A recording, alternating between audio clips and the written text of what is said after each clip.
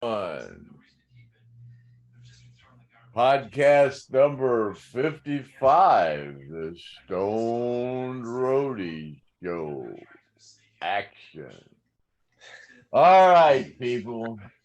We're liable to have a pretty funny or whatever this time. We don't know what's going to go on. This morning I was thinking what we gonna talk about today, and I had no idea, like a deer with no eyes and no idea. And so my buddy Tom here, Tom DALO from Canton, Ohio, actually went to school with my son Chad up there. Say hello, Chad. Hello, Chad. Mate. Yeah, but anyway, so yeah, when I was working for the local stagehand union after I retired from being on the road, I was working with Tom with Local 48 here, the local stagehand union, and we got to talking one day, and he said he was from Canton, and I said, yeah, my son went to school from Canton. I knew they were about the same age, and I said his name was Chad. He goes, and he said, your last name is Reed. Chad Reed? He goes, I know Chad. He goes, heck, we went to school together. And so that's kind of a unusual situation. And they got us a couple of stories they want to tell about this. But yeah, we heard Gary Rossington had a little, I don't know what's up with Gary, but I heard somebody say he was back in some kind of a situation, and we hope the best for you, Gary. You get well soon there, buddy. But yeah, so Tom stopped over here this morning, and we just started talking, and he was started telling me about some of my antics when I was worked for the local stagehand union, and yeah, people have been wanting to know more about my private life after I retired from after the crash. Actually, from the time after the crash, they want to know what I did and all that stuff, and stuff about all my 5 marriages, and how'd you meet 5 people, 5 women to marry being on the road, so well, we're gonna get into that here. People have been wanting to know about it, so we're gonna talk about that a little bit on some up and coming shows. But on this one, we're gonna kind of talk about some of my work ethics. I tell you people what I did with Lynyrd Skynyrd and how I just kind of had fun and did my job, but had a good time while I was doing it. So Tom's got some unusual stories about I got a few. my work ethics and stuff. So that's kind of what we're gonna base this show on. We don't have no idea what we're gonna talk about today. I asked Griff if he had some questions, and what we were gonna do, we planned on having Red Odom on. Red Odom is like a legend in the Skynyrd history. Every time I remember Ronnie ever telling a story about anything about Jacksonville and how when he was growing up and how rough it was, Red Odom was always involved in that story. And from what I understand, Red Odom is the reason that Ronnie wrote Four Walls of Raceford, because that's where Red Odom was when Ronnie wrote the song. And it's funny that how we even got into, I think I met Red once, maybe on the road. I think I met him once, but Chad was over at the Van Zant house, the old Van Zant house, and Red was over there showing some woman around, and he was saying, yeah, we used to do this and we used to do that, and Chad was sitting there, and he said, what'd you say to him, Chad? Well, he said, tell that story. he said back in the day when they were running around the neighborhood, everybody thought they were little hoodlums. He said, we weren't little hoodlums. We were just kids having a good time. Oh man, you hung around Mole Street. You were a hoodlum. And he said, well, who are you? I said, my name's Chad. I said, I grew up out here too. I said, what's your name? He said, Red Odom. I said, oh, you was definitely a hoodlum. I said, holy shit, I can't believe I'm actually finally meeting Red Odom, man. And I told him who I was. I met him years ago one time with Gene, one of the times when Red was out under the assistance of probably a bondsman or something. I met him one time with Gene. But I heard stories about Red Odom my whole life. Well, hey, Chad, weren't you over there? A lot of people don't realize that Chad's a private investigator. Now, the contrast between your dad being the Stoned Roadie and his son being a private investigator. He was a private investor, and I'm a private investigator. So you were on assignment over there at the Van Zandt house? Yeah, I had a job out there, and I was just, sometimes we just sit back and kind of check up on people every now and then and see if we can't find something. And I just said, hey, it's right around the corner. I'll just stop over at the Van Zandt's house and do my report, stick my head around the corner and see if I can see any motion. So anyway, I got Red's number. I got Red's number. Well, I gave it to you. You got Red's number and gave it to me, but 6 1, half a dozen out of the other. But anyways, make a long story even longer. I ended up calling Red, and I left a message and a couple messages, and then I gave Griff Red's number, and Griff and Red actually got together and talked, and Red's busy for the next couple of weeks. One of our next coming up shows real soon, we're going to have Red Odom on, and that's going to be a pretty interesting podcast there. I wish I had a recording one time of Ronnie telling about stories about Red and stuff, and Alan came over to my apartment, and I had that tape in a cassette tape, and Alan grabbed a bunch of my tapes up and took it, and then he couldn't find it. He kept that one for his own archive. I'd love to know where it happened to that tape. Maybe. Hey, Amy, if you've run across that tape, let me know. Hey, but anyways, yeah.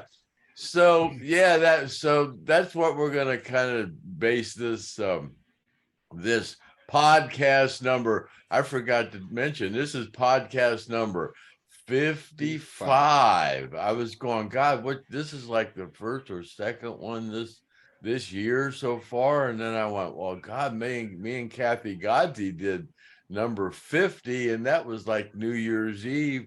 And then, or 51, I forget. But yeah, this is number 55. We've done 5 podcasts already this month. Oh, by the way, our subscriptions have only gone up about, I think it's like 810 now.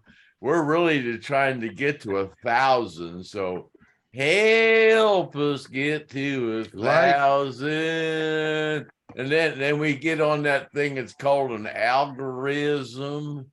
And then YouTube says, hey, them people, they're somebody, because they got 1,000, They ain't even been around a year yet, and they've almost got 1,000. And when I started doing this, they said it'll take you a year to get to 1,000. And I didn't, know how that would go. So, of course, they also said do 12 of these, and you'll start to try to figure out what you're doing. But then there's another guy they called the Beast. He said you got to do 100 of these things before you'll even begin to figure out what you're doing.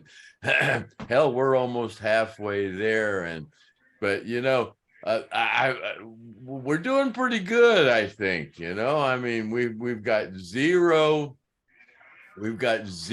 negative responses on our likes and dislikes, even though we do talk about fat people, and then we know I do anyways. I'm known as I'm a fat shamer. I'm a fat shamer. Watch them walk by. My, sucking on a cigarette, But anyways, so where am I going with that? Like, subscribe, and do the thing. Yeah. Thank you, Tom.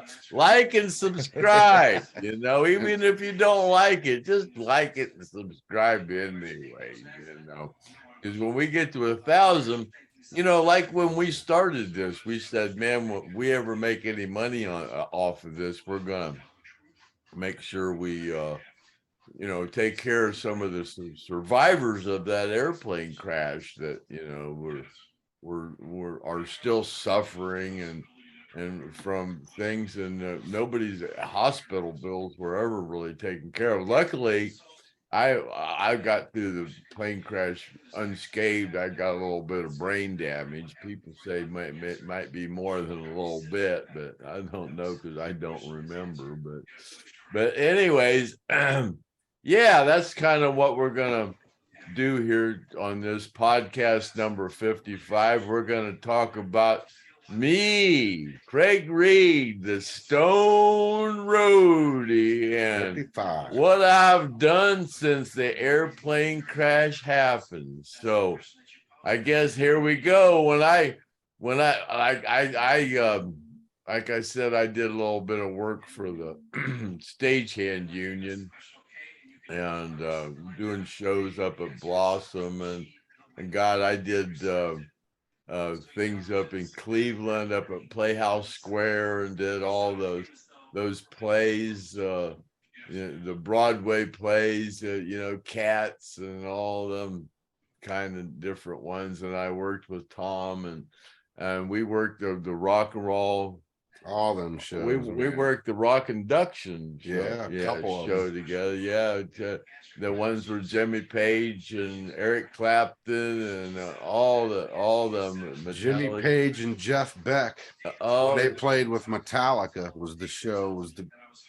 I was the dude that got to set their amps on and off stage. Man, it was cool as shit. Yeah, I talked to that just died. Metallica for a while. Yeah, those were pretty cool to do. But I met a lot of people that night as far as artists. But I'm gonna take this and hand it over to Tom here. Tom plays in a band. It's called the Gas Band, and he's got videos in his basement. I swear to God, if you look at him, it looks like you're in this big club in Atlanta or something, and with his band and all the lights flashing and stuff, and he's in his basement. It's a small room. Well, go ahead and tell him about. We're going to talk about Tom, and then he's going to tell about some of his stories, and also, we're on Facebook, guys. Chad, I had Chad working with a local union too, and Chad's got some stories about working with his old dad up there. My work ethics. Hey, Tom, real quick, my dad was talking about you had a band. Did you ever play with Brian Warner? No. Which funny story about that? Well, in case you guys don't know, Brian Warner is actually Marilyn Manson. Yeah, I know who he is. Here, that's what I was getting ready to turn this. Funny story is my kid's mother was like best friends with that dude, and she used to have hand-drawn comics and these weird tapes where he'd prank people and all that stuff, and her mom ended up throwing all that shit in the trash. Right before he broke through. I was like, oh wow, that's crazy. You could have had all that came stuff over from that dude. Like, that's crazy. He came over to Jason Cobb's house one time with Big Paul. Mm-hmm. And Jason and Big Paul were playing guitar, and I got to play with him. I was like, that guy's terrible. God, one of the most famous people in the world now. Kind of funny. But all right, go on with the Stagehand stuff. I just had to bring that up because I knew we were in the same crowd. Yeah. And I was like, I wonder if Tom ever actually played with Brian. I remember seeing him in school around, but I didn't really hang out with him or nothing like that. You know what I mean? I used to go roller skating with him. he grew up there. Where in? Yeah, he was a couple years older than me and Tom. He actually was the same grade as my aunt, but it was the same school. Mm-hmm. Wow. Huh. That's kind of crazy. Right I there. believe he is in one of my yearbooks or something like that. I don't know. When's the first time, Tom, that you heard Chad? Did you ever hear Chad talking about his dad being affiliated with Lynyrd Skynyrd? No, he really did, like he said on other episodes. He pretty much kept that quiet because, you know, people do, oh, you're full of shit or whatever. But, you know, Chad's different like I'm different. Like, it was funny the first time when he came to junior high, our last year of junior high going into high school, this dude comes walking in looking like some surfer king or whatever with his blonde hair, and, you know. Oh, well, Griff, get this. I had just gotten busted with some marijuana at school. And when I got home, my mom took a pair of scissors and cut my hair off about that much. Mm-hmm. And then she shipped me off to Ohio. My grandma took me to this transvestite beautician. Oh. And not that there's anything wrong with it. No, not at all. Right. Until he's rubbed too close up on you. But they shaved the back of my head. LGBTQ elemental PQ. Yeah. They shaved the back of my head up and they kept my front long. You know, so I kind of, it was almost like a Madonna haircut. So I went from having hair all the way down to there to like a Hillary Clinton walking into a new school. Right. And all my clothes were from Florida. So I had the long Tommy Bahamas and the Jim Curlies or whatever they called it, man, and Aqua East shirts. I'm walking to school, I look like a freak. Yeah, because Chad, if they'd have gone to your dad and said, "Hey, we caught your son smoking marijuana at school," you'd have been like, "Oh, he fucking stole my stash, that son of a bitch." No, I didn't get caught smoking it. I had it in my locker. Oh, that's funny. Yeah, I mean, so, yeah, I'm sure his first impression is, "What the hell is that?" We all kind of was like that, but the funny thing of it is, you know, Chad being a class clown and me being a class clown, we instantly, you know, we was on the same level, you know what I mean? So it was instant bond. But like our school, you know, you had the black people that hung out, the jocks that hang out, the burnouts that hang out, and then in the preps that hang out. And me and Chad got along with everybody. Right. We didn't just hang around just one certain type of people. We hung around with everybody. You know what I mean? So and you didn't even know that Chad had anything to do with Lynyrd Skynyrd or Craig or anything? No, not at first. No. Till you met Craig. No, I actually knew because after a while we'd been hanging out or whatever at school and this and that. And every now and again, like when we go at the football games, we'd hang out, me and Chad and a couple other our buddies. Delgradas. Yeah, and you know, we get in our little scuffles with the other side of the other teams and this and that, or the boys from the other side of the hoods, and you know, the teenager things that you do when you're in high school and whatnot. But yeah. So well, when was the first time you met Craig and you had some experiences with well, that was Craig Reed? Immediately when he retired and went to the Union in 2006. That was the same year I started. Late summer of 2006, I started, and hell, it was same with me and Craig. We immediately had a bond because we had we like good weed, and I had good weed. we worked a lot in Cleveland. Yeah, we did, and I'm 50 miles from Cleveland. So me and Tom and Tim Starcher and Tom, God, I forget Tom. It doesn't matter. Tom Woods, and Tom would come up to my house and meet here, and then we'd go pick up Tim, and then we'd all drive up to Cleveland together and smoke pot the whole way, the whole way there. Riding with me. There's an empty spot. There's an empty spot. Frogger, we do Frogger. That's how I drive, like I'm in Frogger. Like, vroom, vroom, vroom. Like in the spirit world, like I was saying earlier, he drives like he's in the spirit world. Nobody can Sometimes- see him. You know, one time we was going to Cleveland, speaking of that in the spirit world, and we're super high and we're driving, and all of a sudden the whole entire sky lights up like a green emerald fucking X-Files green and shit, and this ball of light goes zoom down 77, and I looked at Craig and I was like, dude, did you see that? And he's like, what? And I was like, you didn't just see the whole fucking entire sky light up in a whatever it was, the meteor, whatever. Like, nope. About 10 minutes later, they started talking about it on WNIR, this local station here. It was like, that was crazy. He was just zoned out, smiling, frogging away down the highway, buddy. That shit was funny. There was a lot of that going on. That must be that same UFO John Neal was talking about, right, Craig? I don't know what, nobody ever figured out what it was. Well, that would be unidentified then. At least I don't know. They might have figured out it was a meteor or comet later or whatever, but it was pretty wild. It lit the whole sky up green. Well, did they have gummies back then? Those triple X gummies? Because that could have been, or maybe it was a brownie or a mushroom or some kind of a.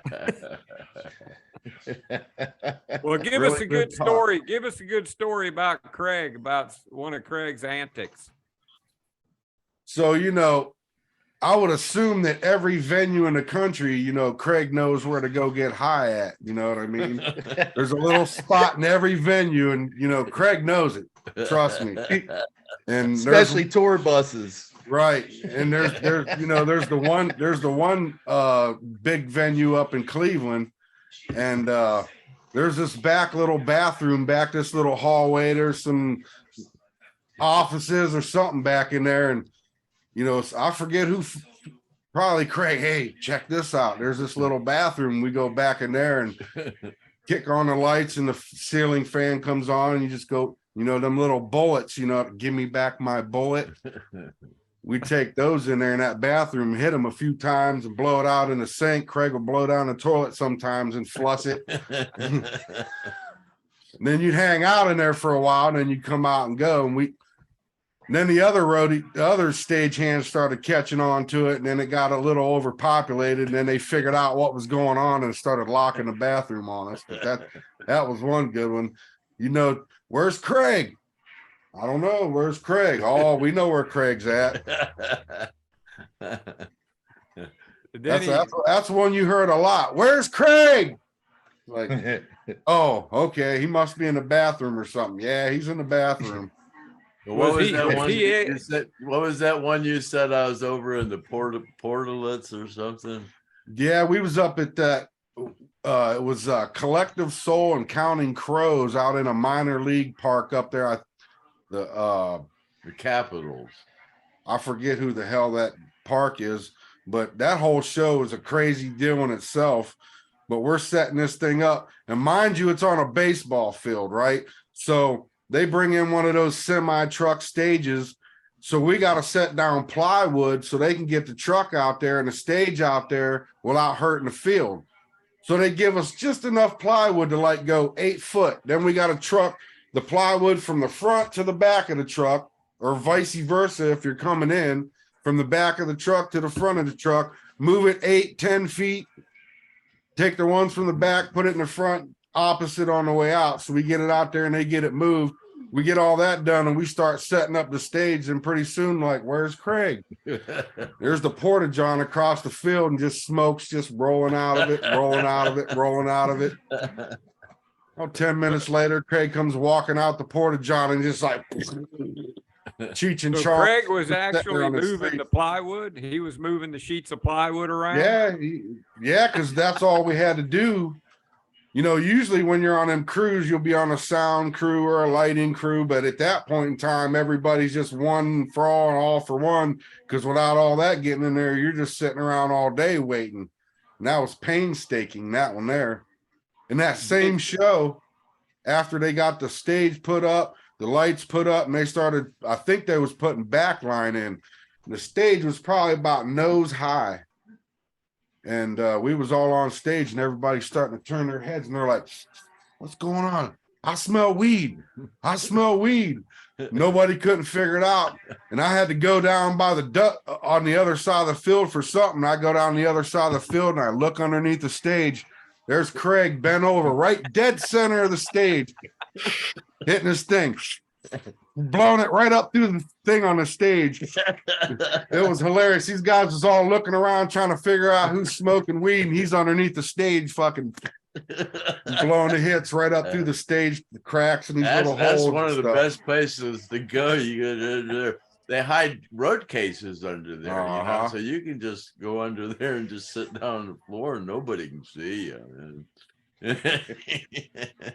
You're gone, but that under the bleachers is a good place too. So Tom, was Craig like one of these guys that, you know, there's certain kind of guys that get away with things at work, you know, if you did it, you'd be in trouble. Absolutely. With Craig, you know, absolutely. they were like, yes, yes, just Craig. Yeah. Yep.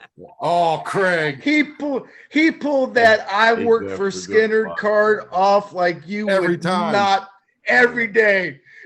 Who do you think you are? Oh, you don't know me. I'm Craig Reed from Lynyrd Skynyrd. I'm famous in the union. I've forgotten more than you'll ever know, son. So you would get in trouble for anything like that, but if Craig did it, then they just go, "Oh, that's just Craig Reed. That's okay." Pretty much. For the most, you know, you got to really mess up in the union to really get in some serious trouble. You know what I mean? Most of the time. But Craig had an extra little bit of leeway. Well, you got to understand too, he would find promotion managers, stage managers, road managers, tour managers for every show, and know most of them. So he'd just walk up to him, "Hey, do me a favor, go ahead and put me on the list with the crew and the band for today." And they go and turn it into the crew leader and be like, "Hey, we requested Craig Reed to work directly with the management," you know. If they can, "Where's your dad? Where's your dad? Where's your dad?" You're trying, he's walking out the tour bus. He's on a bus. You're like, "Really? Really? Who the hell do you know?" "Oh, that's Brian. You don't remember him? I work with him, Jeremy. Great guy. Yeah, I can say I've graced a few buses. Oh God. Because yeah. Well, being how Craig, you know, was Skynyrd bus a roadie back in the early 70s, he's got a lot of French benefits, you know. Oh, we would have people come in from other towns, and then when they would roll in, they go, "Hey, where's that guy Craig Reed from Lynyrd Skynyrd? I want to meet him." Oh yeah, if I didn't go to a show, they would call me and you know, say, "Hey, where are you today?" It was pretty funny. Well, tell us about that, Tom. Tell us about the time he was polishing up Phil Collins' drums. Yeah, I actually got a picture. I was trying to dig it up, but we was up there at Cleveland putting together Genesis show, and Craig, you know, did his little. He, you know, obviously he knows most of the people in the business as far as production managers and crew and all that kind of stuff. So, hey, man, he usually gets backline jobs or, you know, blowing up balloons and shit like that. on every call. He gets the show call, every call, the choice of call. And so, yeah, he ended up getting to polish up Phil Collins's drums. And then, he'd get all the fingerprints off the one and hand it to the drum tech, and the drum tech would put it all together. But I got a picture of him sitting there smiling, polishing the one up. I got a few pictures of him doing some things. Craig, what was it Phil Collins told you?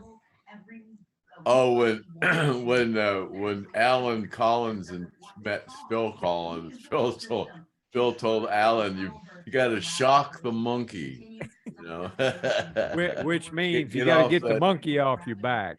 Get the monkey off your back. You got to shock that monkey. maybe Phil and maybe they were related. They were both Collins. So yeah, when I first started, I come in there and I didn't know really much about, I know music stuff or whatever, been in that all my life, but I didn't know really not much about roadieing or nothing like that. And Craig kind of took me under his wing, come on, DALO, and this is how you do this. This is where you do that at. And if you ain't got a meal ticket, this is how you get free food. He's the one that taught you how to get through catering without, because, when you're on a crew, they'll give you a meal ticket and you can go down and get a hot meal, whatever they're serving for the day. But if you ain't got a meal ticket and you try to go over there and pull that, they're like, hey, buddy, get out of here. But there's also salad and cold cuts and all this other stuff. So if you don't go over there and mess with that hot meal and you just go get you a sandwich and a salad, go get you something to drink, you can get a meal for the day, or you know what I mean? You ain't got to pay shit for it. Or, you don't have to starve. He never taught me that one. Yeah, that was cool. I was like, oh, okay. Got you, buddy. So if I ain't got a meal ticket, I'll just go get me a cold cut and a salad and I'm good. They kind of look at you weird, like, what are you doing? But you just kind of like, oh, I know what I'm doing. Leave me alone. I'm hungry. You give them that hungry look and they'll leave you alone. I always got, you only working 4 hours a day. You're not to the 6 hour mark. You don't get a meal ticket. Right. Oh, well, who's the boss whenever you're working, like in a show? It depends on the venue, mostly. There's a union steward. Yeah, you have your union steward. In So seniorities. Well, you have it. You're dedicated. You're allotted to. You're either a lighting guy or a sound guy or a carpenter, pyro or lasers or video, or you're designated a department, and then that department rigging works with the rigging. That's what I did mostly, was rigging. The department head works with the production, the union steward. Everything goes through the union steward, and the production manager always work together. So when do you find out what you're going to do? When do you find out your job? When you get after there? all that, when the trucks are being unloaded, when the rigging comes in, and then after the rigging goes up, they'll pull a lighting electrics first, and then the lighting crew, and then the sound crew, and then the pyro or video or all of that, and then the backline is the last. So everybody's standing around waiting on a job, and then yes, you get there's a lot of standing around going on. Yeah, you'll stand there, and all of a sudden the union steward he'll start calling names, and then you'll be on that whatever crew he designates you that for. And then whatever you do on the way in, you usually do on the way out at the end of the night. Sometimes there's also a thing called pushers, and at the end of the night, push boxes. Everybody's like a pusher on the way in, but on the way out, there are people that are just designated pushers. So when you get done with the case, you just push it. They push them boxes, baby. They push them. Hey, who's got the TV on in the background? I hear a TV. Oh, my wife does. Hey, honey, turn that down a little bit, please. All they can hear is the TV. They can hear the TV. Yeah, quiet on the set. Quiet on the set. Quiet on the set. Trying to do a broadcast here. What? So then you guys are standing around. Finally, you get a job, and then you go do your job. What's the best job to have?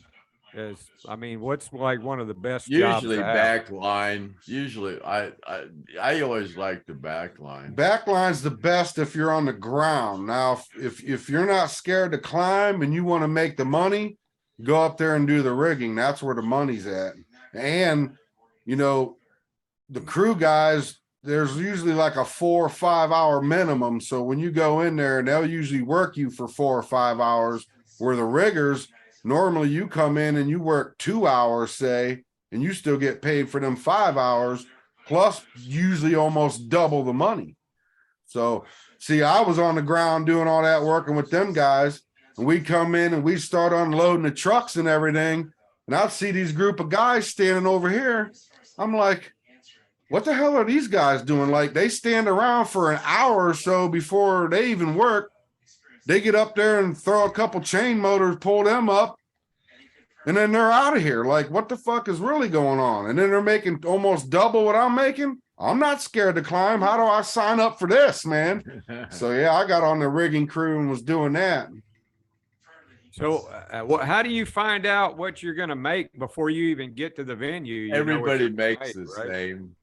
Oh, you make the same. It's just everybody on the crew is exactly paid exactly the same. You know? Different venues pay different though. Yeah, different venues. But it's really the amount of hours you can work is how you're going to get like your money. all the show call. You want the show call. Yeah, the crew members all make the same wage. The truck loader is another category. They make a different wage depending on how many trucks. And the riggers make a different wage because they're up in the ceiling risking their lives, I guess is why they're pretty much the higher paid ones, other than the road guys themselves. So whenever you don't have anything going on, even when you do have something going on, is that like when Craig pulled all those service carts together and hid in the middle of them? Well, no, that actually how that goes, like when you're in a big arena, what they do is on one side of the arena, they'll set up all the lights and the sound and everything. And on the other side, they'll set up the stage and everything that goes on the stage. And then they'll raise the lights up and bring the stage up underneath of it. Well, meanwhile, while they're doing this, Craig took 3 set carts and put them in a triangle, and he gets in the middle of that sucker and kicks back and takes him a little nap. And, you know, it's like a beehive. There's so much going on. And people just normally thought, well, they just put them set carts in the middle to get them the hell out of the way while everything's going on around him. Shit, Craig's in there kicking back like, hell, you don't need me. Craig learned that before you were even born, man. Oh, there's no doubt about that one. No doubt about that one. That's like something that, you know, just one of Craig's secrets probably that he's got. Mm-hmm. That's experience. Yeah, that's experience. That's experience right there. You can't even begin to know all the tricks of the trade, right, Craig? Oh, and I did leave out, like on that Counting Crows collective soul in that baseball field, on the out, it started raining, and we ended up getting soaking wet in this plywood. It's pouring down rain, and after we got the stage down and everything, we got to get this truck back off the semi on the field, hooked up to this trailer, turned around and back off the field while it's pouring down rain. I don't know what this guy took, man, but it kicked in. He was like 4th, 5th gear. He was out moving like these 20-year-old kids, which is weird to me. We go up to Cleveland and there's these 20, 25-year-old kids that are all steroided out and they're like this. And there's us, and we run circles around them. It's like, dude, you're twice my size. You know, you table, 2 guys can get most of those 4x8 decks of staging, and these guys are struggling with 2 guys on each end. It was just like weird, but Craig's beasting these plywoods. We're picking them up, loading them, running them back to the truck, putting them on the cart, bringing them back. It was hilarious. Craig was getting it, boy. But after we got done, that was a long, hard night that night, boy. You remember that? I'd say something about when you see him fast walking, Craig performs. Yeah, he was on a mission because we wanted to get the hell out of that water. You know what I mean? We was all soaking wet, feet all curled up and looking like soaking wet potatoes or something. I don't know. We was tired, boy. That's another thing people don't realize. You watch them videos and you see them guys sleeping on road cases and you're like, man, that guy must be tired. No, that guy ain't tired. He's fucking wore out, dude. He's had enough. He's already been up for 3 days and he's drooling. He's sleeping so hard, even with that show going on that road case. He's done, man. I've been there. When my dad gets that fast walk, when he starts walking fast, you know, exactly. Oh shit, he's just about to start busting his ass. But he grew up on a farm, you know, cutting down trees with chainsaws and dragging firewood, and reaching over the top of a roof and using a chainsaw.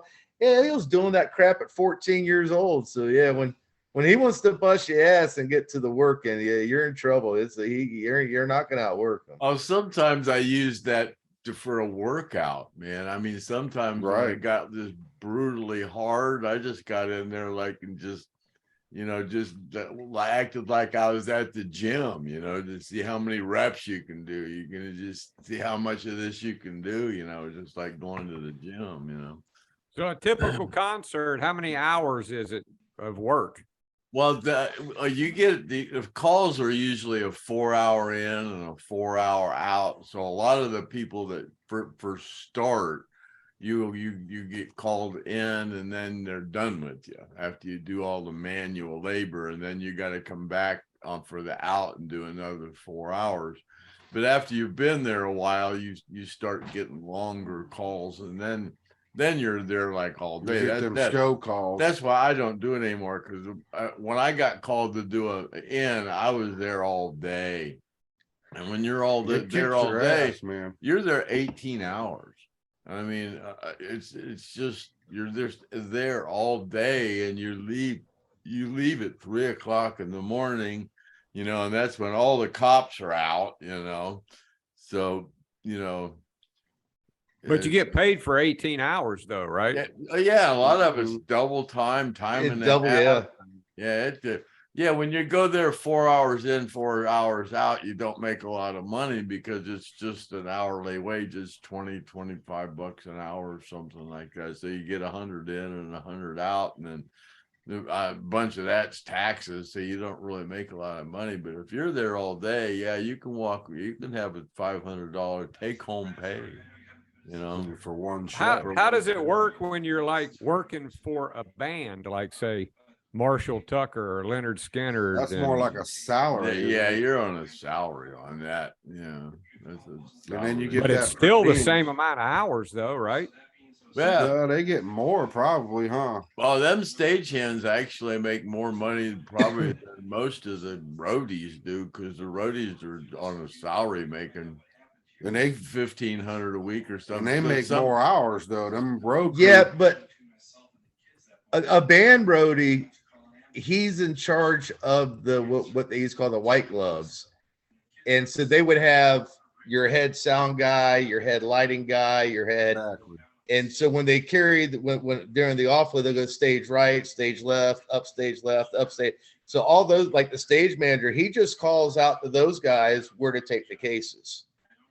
And then once all the cases get broke down, then the individual drum tech, the guitar tech, or whoever you work with, the lighting or the house or anything, you work with the guy from the band, and he's just standing there telling you what to do. You do all the work. Plug in green to green, red to red, A to A, B to B, and all that type of shit. It's pretty foolproof, but you'd be surprised how many dummies there are that can't go green to green, red to red, or A to A. Oh, yeah. And then the real guy will sit there and explain it to you. Okay, we got to put these lights on the truss like that, hook it up like that, tighten this down. And there's 14 of them. Dude will put one light on and go, what do we do next? The next 10 fucking lights, you idiot. What do you mean? It's like, right. I don't get it. Whatever. Yeah, but there's always a guy with the band that is actually in charge of each individual crew. Yep. Each department, right. Right. Them are the road guys, the roadies that everybody says. Right. The other people are local stagehands. When you go to a concert and you see all these guys come running out like ants, that's the local stagehands. Back in the day, they call it white gloves. White gloves. Some of them have. They usually give T-shirts out to whatever crew you are. You'll have like sound crew will have red shirts, video have blue. The backline will have. Actually, I did bring with me appropriate for the Stone Ready show. This is what a crew shirt is. One of the better ones. Snoop Dogg and Wiz Khalifa, The High Road. Local crew with a weed.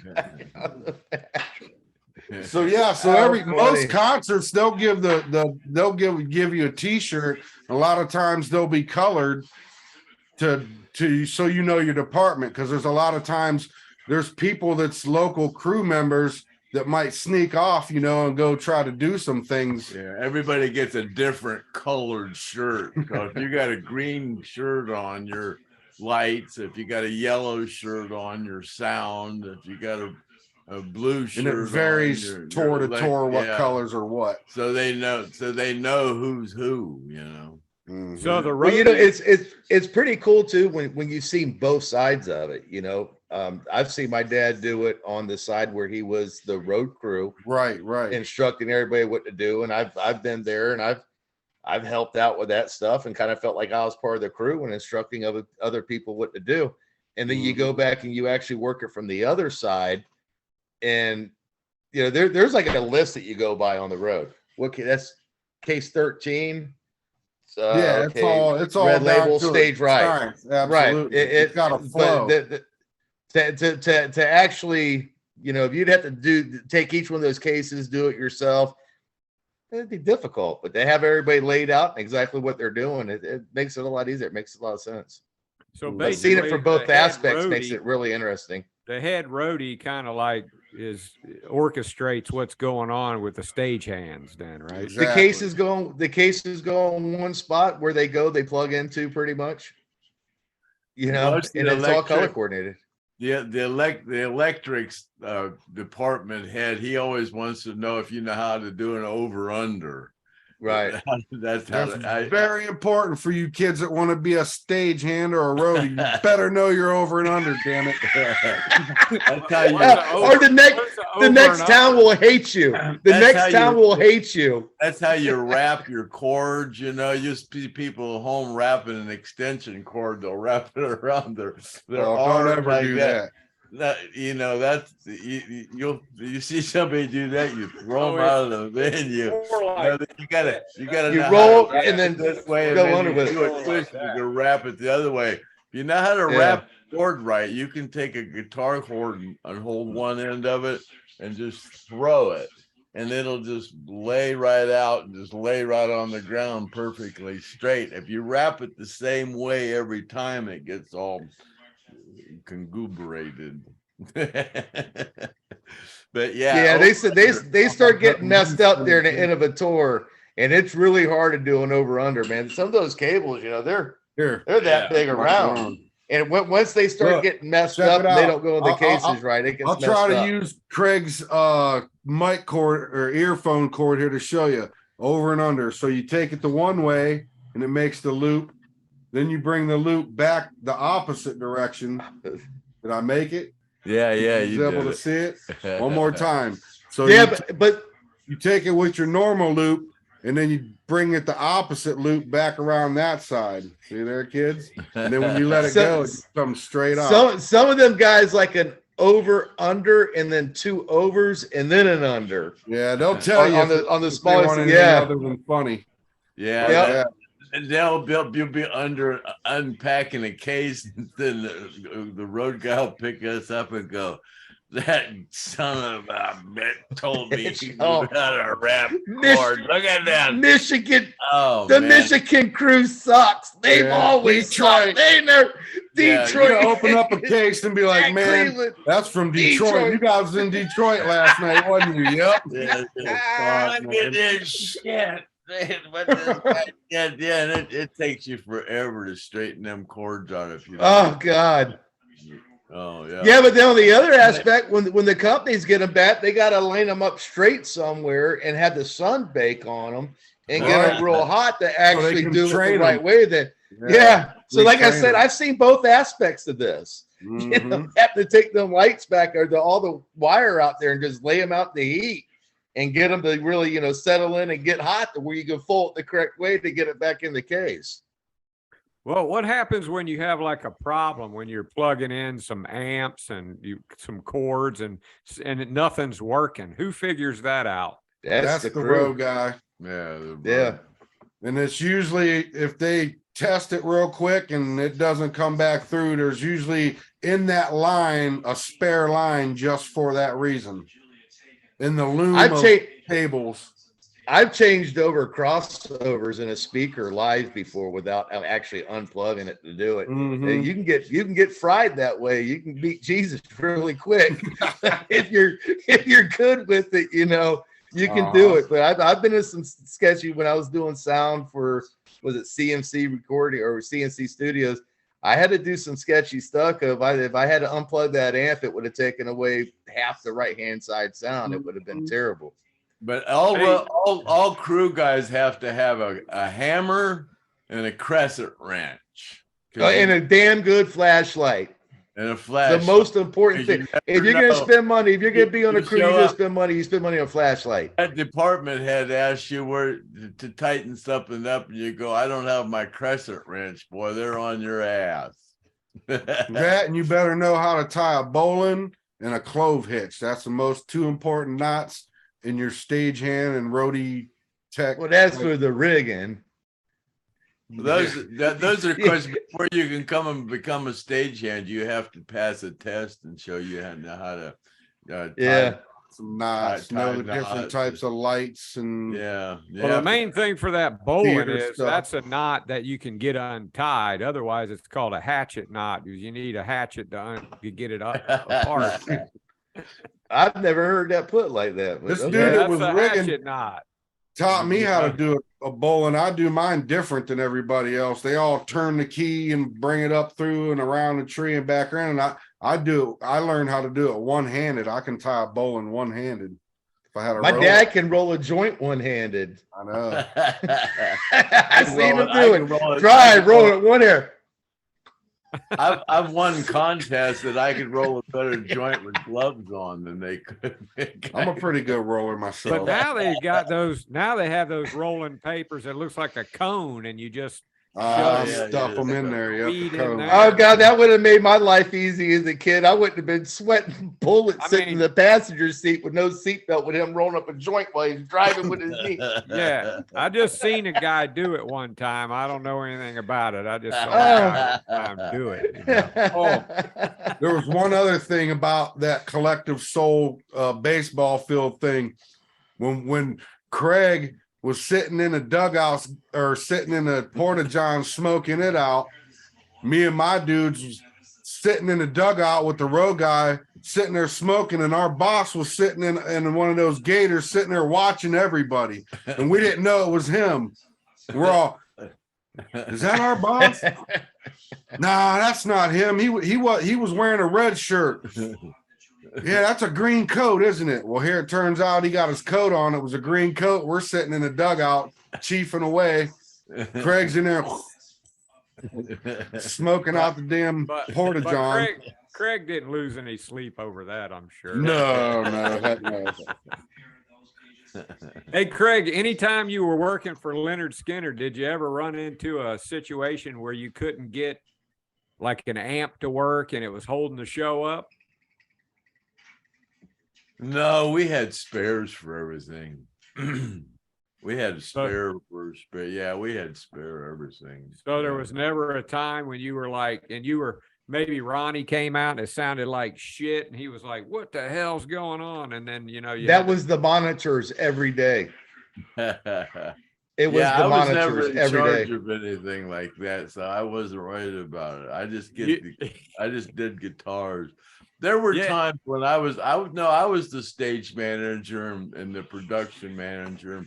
And when you're production manager, it don't matter what it is, you're in charge of it. I mean, when you're production manager, the whole building is yours. I mean, you're in charge of security. When you're production manager, you're in charge of everything that goes on in that building. I mean, you're the boss. Yeah, because I've heard you guys talk about you don't ever want to be the monitor guy. That's like the shittiest job. No, Kenny Peden was Ronnie's monitor guy, and he was on one of our last year's podcasts, and we were talking about that earlier. Yeah, that was podcast 16. Anybody wants to go back and look at podcast 16 with Kenny Peden. When he came in. As a matter of fact, I have just recently obligated myself to go down to Griff talked me into it, going down, be my first visit to the to the monument site. I plan on going down there sometime this year.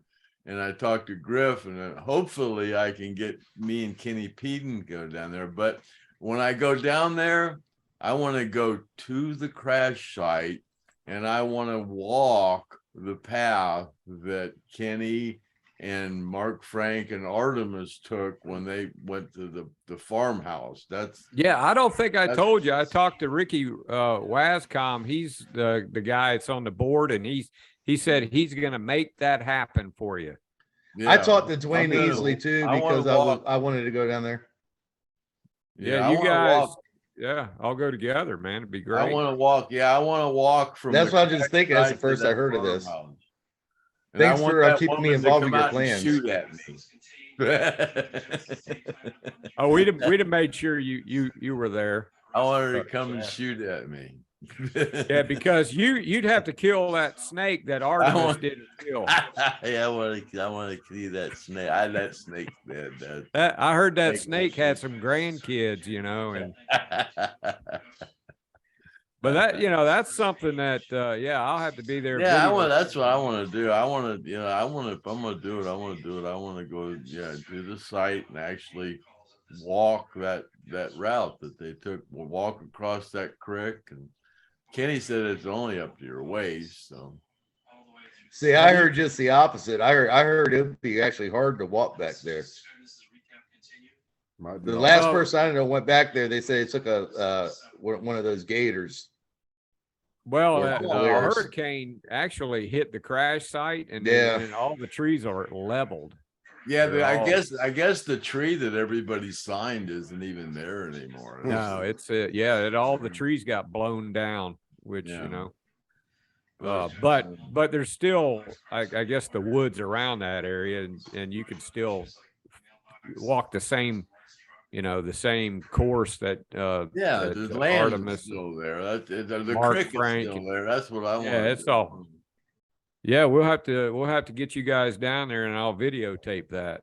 So yeah, that's one of our on the road with Griff Martin. Matter of fact, you're going to be here Saturday. Yeah. And we're planning on going to the Rock and Roll Hall of Fame, and I've called them and told them that we want to come up there and actually film us up there. So this Saturday, for the Saturday night special, we should be up at the Rock and Roll Hall of Fame. Yeah, I'll probably, but I won't be able to get the.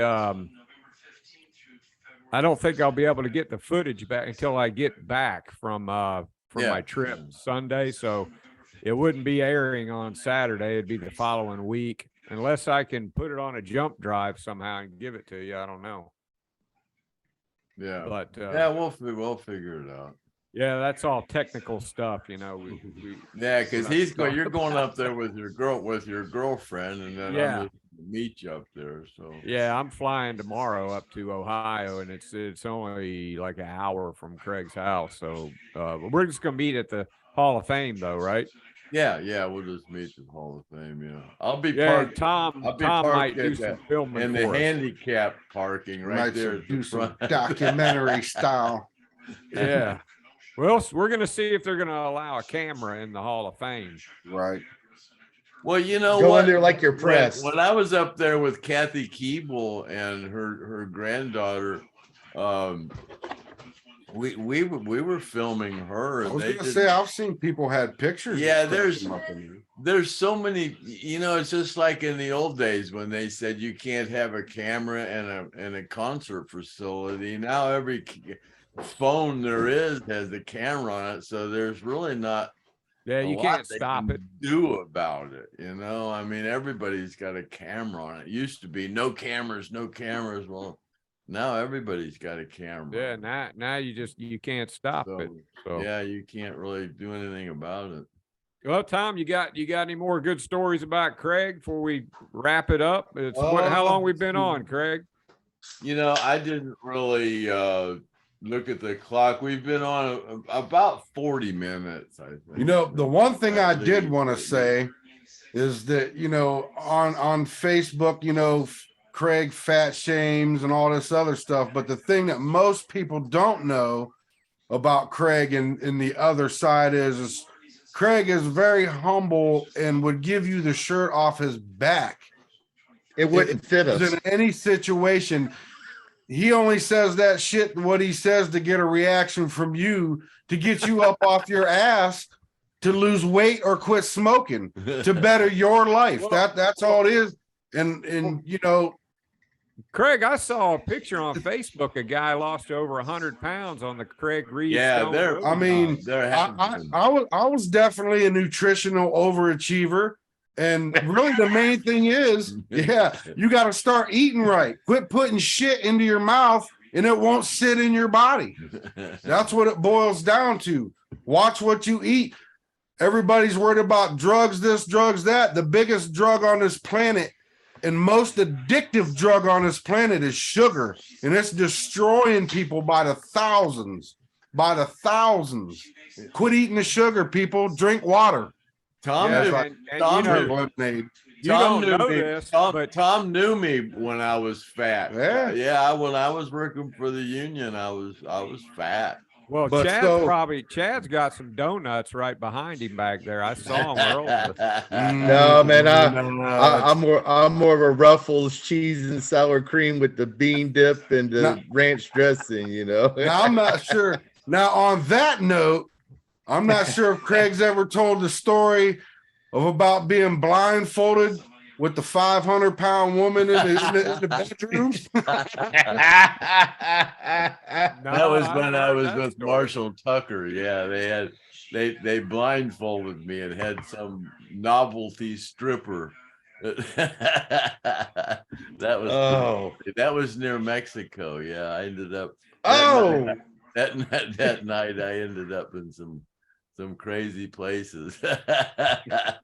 It was a donkey show, and his nickname was Donkey. No, it actually started out at the hotel. And they said, "There's Craig. He'll do anything. Come on in here, Craig." And they actually had her set up for the guy. It was a sound guy, Billy Shirley. It was his birthday. And they had it set up for a novelty stripper to come in and do it. And he didn't want no part of it. So I got in there and I sat down in the chair and they blindfolded me and put my hands behind my back and had this novelty stripper stripping and they're all laughing and stuff, you know. So she's talking all sexy to me and stuff. And when she's talking sexy, she's stripping the whole time, you know. Only they don't know. I can kind of see what's going on. I can see there's a large shadow there. Large shadow. Playing along with it, you know. So, hey, Doug, if you know where this video is, please let us know. She finally got naked. Right. She finally got naked, and then they took the blindfold off of me, and then they also was laughing. And they wanted to see the expression on my face. I said, "Now do I get that blowjob?"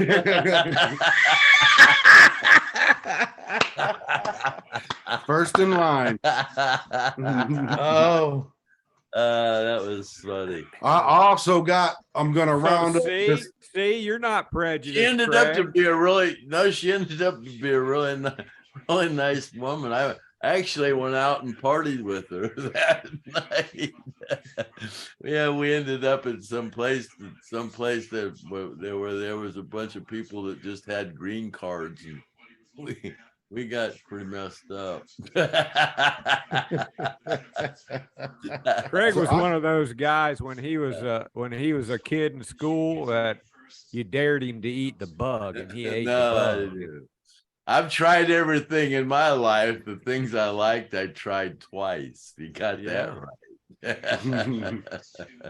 So, Craig, who we got coming up here on the next podcast? It looks like we got Mitch Scooby, who was on last year, and a guy named Pops, Dave Clemens, who was was the Roadie of the Year here a few years ago. So when I come out here and claim I'm the world's most famous roadie, all these road guys that are on the road that I work with, they know I'm just kind of just fooling around, you know. I don't really take it serious, you know. But yeah, Pops is actually a full-fledged professional roadie. He's still doing it. Yeah. He still works with large names bands and travels all over the place. So we're gonna get Mitch Scooby. He's somewhere and Pop. now. He's somewhere now doing a tour with Mrs. Pops, and she's from Australia, so it's hard to tell where they're at. They think they live in California, I think now or something. But yeah, we're gonna have Mitch Scooby back on. I think we're gonna try to have him on with Pops because they're still good friends. And then, you know, then we got Red Odom coming on, and then I, like I said, we're gonna try to get a hold of Kenny Peden again, and Chris Pyle, and Chris Chris Pyle, Pyle, Chris Pyle, Artemis's son, Chris. Him and Chad are gonna come on, and then little Lee. For people who don't know, Chris Pyle is an amazing drummer. I mean, he's not even a drummer. He considers himself a percussionist.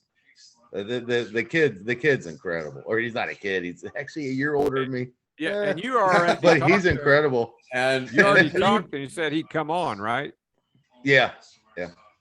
Cool. And for you people that because we have two different audiences here. We started this Stone Roadie show based on the FakeBook people, you know, because all the fan sites on FakeBook, they just seem to be coming and going and breathing hard or whatever, but they all seem to be bickering all the time about what really happened with Lynyrd Skynyrd. And it's just like the other one the other day said, none of them want to know what the hell was going on with Lynyrd Skynyrd, and wasn't none of them there. Say they don't know really shit from apple butter. They just, you know, you know, they're all bickering about what they've heard, you know. And it's funny, I don't follow them much at all.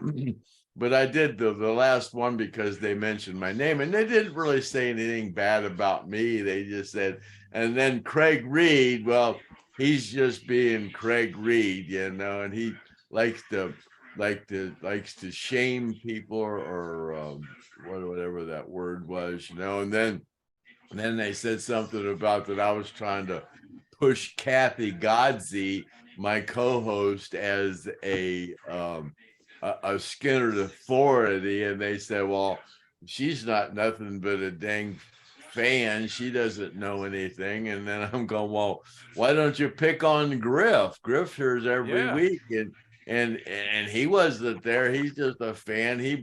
The only reason he's here is because Gene Odom saved his life, you know.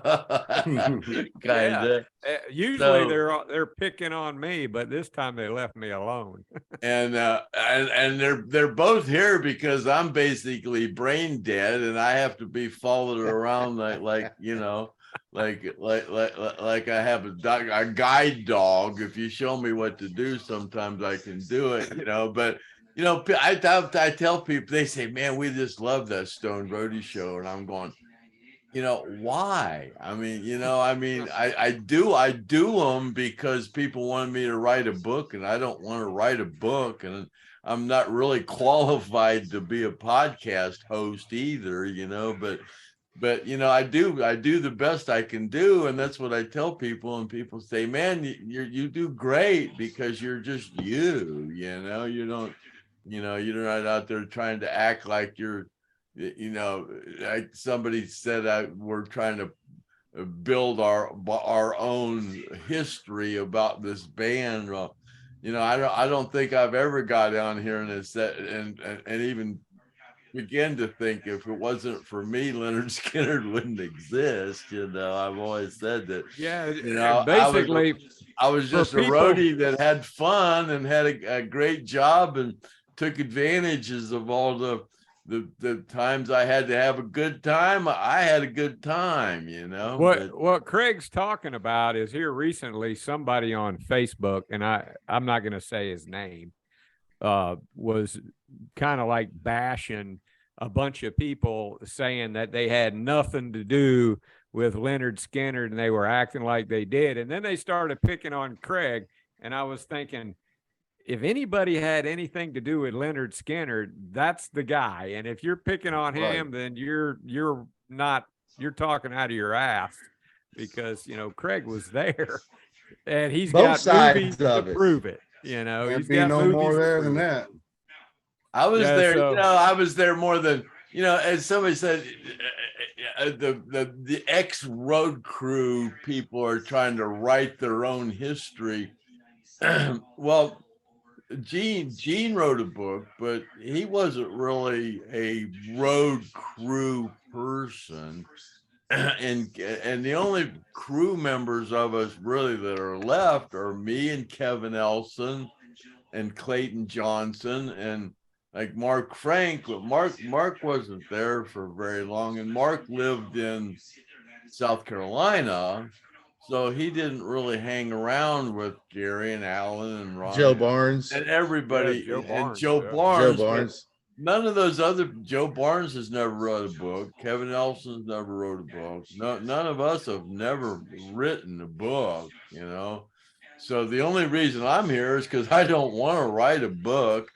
And somebody asked me to do a podcast, and I said I would, and then that fell through. I ended up with this equipment, and Griff, you know, I told Griff, I said, now I got this equipment to do this podcast, and now I don't have nothing to do with it. He goes, he says, well, you know, people are know we're friends, and why don't you just why don't I just kind of do a podcast with you, and I'll just ask you questions that people want to know. I said, yeah, we can do that. So that's how this all started. And like I said, this is number 55, and I think we're getting better at it. But people, I say, you know, I want to try to learn how to do these, and people say, man, don't change, you know, don't change who you are or what, you know, or anything about it, because that's what makes it interesting, because it's just real, you know. And so, you know, I still want to try to get better at it, you know. You know, as that anything you know, anything you do, you should always try to get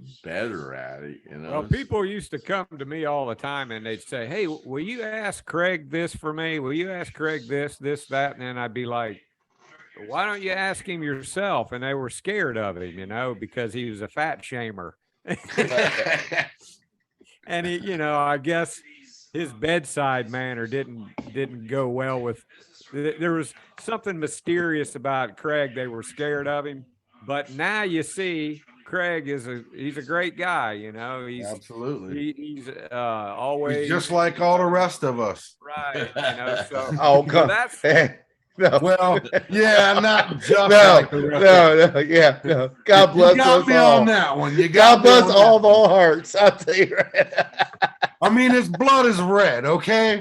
Right. Yeah, he breathes oxygen sometimes. I'm a little different. well, he's About 93% of the other times it's not oxygen. Got some mixed in there though. He's I'm got a kind of little like blood in Ernest his T. THC. Ernest T. Bass. I'm a little odd. I'm a little peculiar. He's a nut. Hey, if Cheech and Chong ever watch this, they need to get him together with them one time. Cheech and Chong and the Stone Roadie. That would be a hell of a show. That'd be good stuff, yeah. I tell you the funniest thing. And invite Willie over. One of the funniest stories about Craig, and Chad and Craig were at my house, and Craig, I was going to take a picture of Craig signing some autographs, and Craig goes, no, I'm going to go take a bath first. Yeah, I need to wash take a my bath. hair. Right. And Chad goes, oh shit. Well, it's going to be 2 hours with him in the bathtub. And I And go, Griff was so concerned. No, no, it won't, will it? I'm like, yeah, and I was it like, will. 2 hours. And he goes, oh yeah, it's going to be 2 hours. And I'm like, and then he started talking about No. You said, look, he's already shut off the water. And I said, yeah, but give it about 20 minutes and he's going to run more water to warm up the bath. But then you were He talking said, about, oh God, you were right. Then you were talking about he had a rubber ducky in there. A rubber ducky. He would sing to it. Rubber ducky, you're the one. And he would have bubble baths. And he would sit in a bubble bath singing rubber ducky. Yeah, You have and Cowdon Chad's take him talking- away, huh? Oh my God. Chad's talking about Craig in front of him, and Craig's just got his head down and he's not saying anything. So I'm thinking, this must be true. Just remembering and they- back. Oh. Oh, he would use lavender. I'm sure he's got Everybody's bath going, bombs "Oh, my now. ducky." I'm sure he's got bath bombs.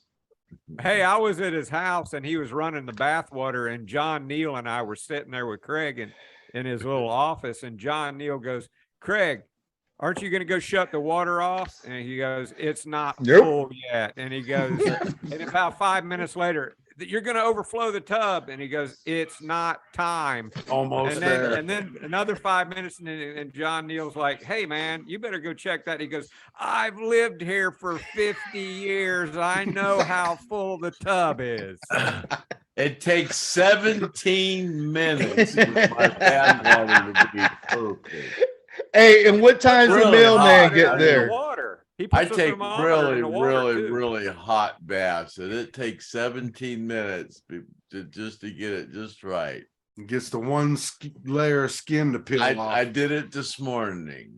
And he's got No, I he called you. and he wears a I- bathrobe, and he has to have certain types of towels. Uh-huh. So it's Ritz Carlton bathrobes and brand new towels from somewhere. You know, he's got to have his towels have to be perfect, his bathrobe, the whole 9 yards. I had my bathrobe on the last podcast. I said, "Oh God, I got to take my bathrobe off." And Griff said, "No, that looks good. The one with the M." Yeah, he kind of, he looked like One of you know, them bathrobes I stole from one of those hotels that had a W on it. Looked like whatever the that was. Sultan. Probably the West End or something. That's right. Whenever I come up there, you got to bring me one of those bathrobes in your. Oh, I If you got go all down of to go to the laundry room on the bottom floor. In the laundry room, off to the right, he has racks, and off to the back, he has racks. You will find probably 200-300 robes from every hotel imaginable, and No, then no. he has stacks of towels that you would not believe, I just used stacked up everywhere. You can So they ask won't Chad- give you one. You can get one when you go into the garage and around that little room. Go into the back room where the laundry machine is, and you Go will get pick all the one out. robes you need. You can pick ask one out, Chad- put it in the car, when I and had he'll miss it too. Where's that damn robe at? Well, when I first started coming here in this little office, he had a bunch of, for all you Skynyrd fans, all kinds of like the backstage passes and guitar picks and set lists and all that stuff. You still The got keys. all that stuff? Just move it? Yeah, I just. Oh yeah, Maybe they should be having some of that stuff on a giveaway. I- A signed Craig Reed backstage pass from Well, I back think in the he's day. eBayed When a I- lot of that stuff. When I had an apartment in Florida, every week, every time I would come home, I would change my bathroom decor. One time the shower curtain, everything would be Holiday Inn, and all the towels, and stuff, with all the For the hotel you stayed in. and then the Ramada, the Hilton. I'd have the shower curtain, the floor mats, the towels. You Tom, know what, Craig, Tom, you know what you should have he done? always when he went on the road, he always took an extra suitcase that had nothing in it. Take Greg, them- So he'd have his suitcases Well- with everything in it, and he had this big ass suitcase that was empty. And he would, and by the time he came back, he was at to sit on that thing to get it to shut.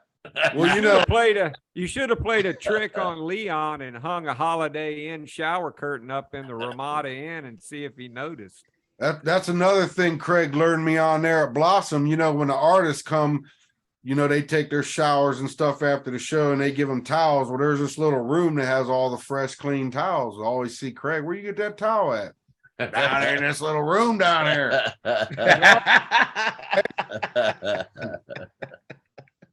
So I'll start he taking knows all them the little white tricks of the towels trade. home every show too.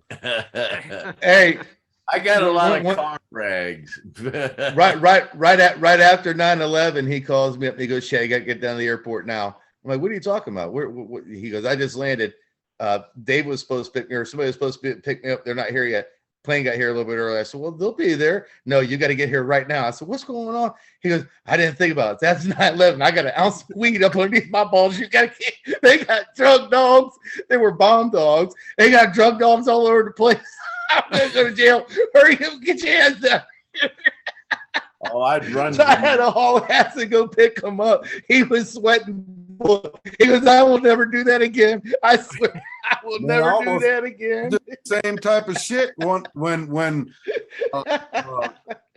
we set up a gig for Hillary Clinton, her to come talk her stupid shit, and it was my first political gig. I didn't know nothing about the deal. We go there, and of course, I got my little bullet with me and a little bit of weed. You know what I mean, for in between a break or whatever, and it was up here in Akron, up at Lockheed Martin, which was weird because, you know, obviously they're not allowed to say nothing and blah, blah, blah. And it's all top secret stuff. They do the guidance systems or whatever for missiles. Right. And you go in there and, you know, I walk, hey, how you doing, man? How, you know, you look at people and you go, they just turn their head down. They don't even say nothing to you. Right. So we get in there and we set this up and our boss like, well, hey, they're going to shut this building down for an hour. So either you got to stay in the building or you got to leave for an hour and you can't come in. I'm like, well, shit, I ain't got nothing. I ain't got nowhere to go. I'll just stay in here. Not thinking. So they put us in this little room. We're in there and I got a little backpack and got my stuff stashed in there. They come through with the dogs trying to sniff for bombs and whatever else. Bombs, yeah. This dude comes over, this cop. He was like 6 feet from me and his dog sat down and stared right at me and started barking and going off. And I'm like, oh shit, man, I got a bullet over here full of good weed and probably about an eighth worth of weed. And this dog's freaking out. I'm going to jail.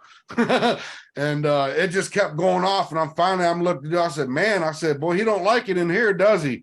Cop was like, nah. He goes, there's too much stuff in there. He's confused. He don't know what he's smelling. I'm like, boy. And plus, I never took no stuff like that back to a political gig. Up at the Playhouse Square, up at that what was that theater up there? I forget. Anyways, when you're downstairs in the bathroom, you can't blow pot smoke into the ventilator vent. It goes right up to the stage. I'm in there smoking pot. I'm blowing. That was the Fate Theater, wasn't it? Yeah. And I come out and I go upstairs and I go, "What the hell?" The whole place smelled like weed. The whole stage and the whole back of the they're all looking stinking. for. You know, but he had made it back up, so they didn't know. Like, yeah.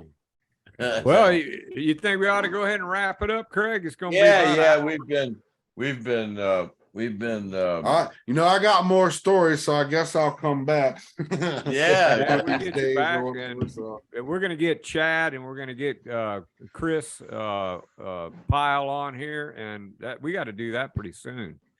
I'll give Chris. Yeah, we got a lot of different stuff coming up. You know, this is, you know, this one was just totally off the wall. We've had a lot of them that were just totally off the wall, but this one takes the cake. I think we didn't know. Yeah, and I got to go get.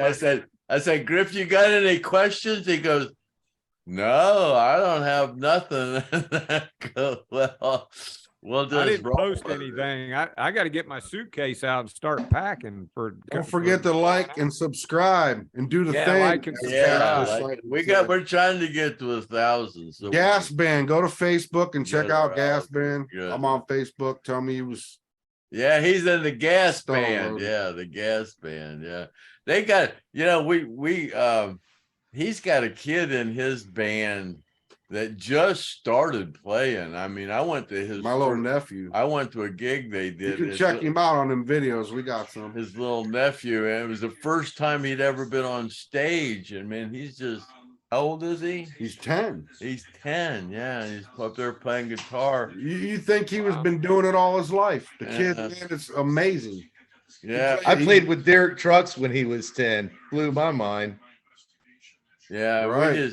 And I guess we can say, we had Zach Lane. We had him on here Yeah, a couple last shows week. back. Yeah. And then we had Brandon Miller on a couple shows before that. And then they got together here last week up in Nashville, and they're putting a record together. And I guess Zach kind of joined Zach and Brandon. I guess they kind of got and started a band together. And That's cool. I heard some of the guitar playing in that, and Brandon Miller's incredible.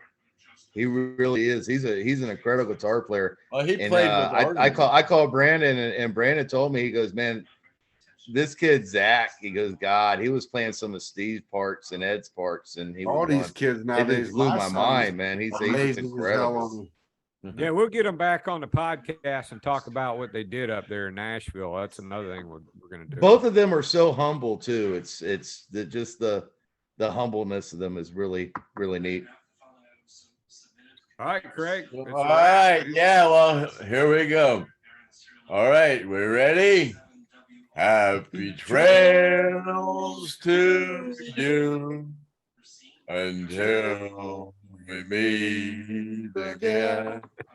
Right here on the Stone Roadie Show. And this has been podcast 55 with my friend Tom DALO, my son Chad Reed, and my good buddy and co-host Griff Martin, and I'm Craig Reed, the Stone Roadie, and we're gonna call it a wrap.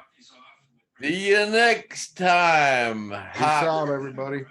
After a while, Peace. Crocodile. See you later, alligator. That we're gonna call that a wrap. And Audio. And let me find the button. Oh, here it is. Which one is it? Oh, that's the one. Okay, here we go. Bye-bye.